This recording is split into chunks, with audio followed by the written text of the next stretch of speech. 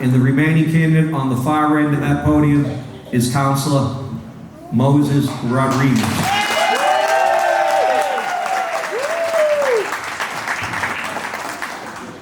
During this first round, each candidate, again, will have 2 minutes to address the audience.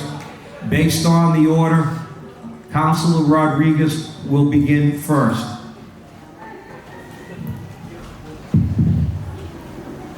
I guess I'm on, right? Well, thank you, Jim. Thank you, Dr. Wilson, Isaac, John of the venue, and all of you for being here tonight. I'm going to begin by telling you a little bit about myself for those of you that do not know me. I was born in Cape Verde. I grew up in Angola and left Angola in the middle of a civil war to immigrate to the United States. I came to the US and went straight to Brockton High School speaking absolutely no English. I was lucky enough to do well enough in high school to go on to go to college. I joined the military where I served in the United States Navy for 6 years. Got married to my wife of 39 years and had 3 wonderful children and 2 grandkids.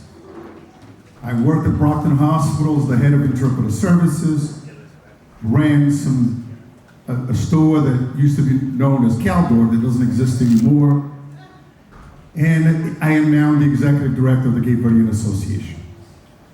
I also worked for Mayor Harrington in the city of Brockton, but that's my story. Tonight you will hear a lot of stories, some of which are nothing but stories, some of which are nothing but wishful thinking and good intentions. But the reality is, we have to look deep inside this race and decide for yourselves, who is the most qualified person to run this city?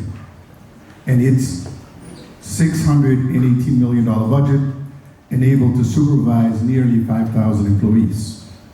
What budgetary and supervisory experience do each and every one of us have?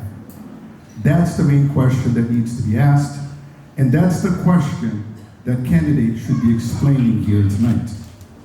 Who among us are the most qualified and has the resume, not wishful thinking and advocacy, to run as the CEO of the 5th largest city in the Commonwealth?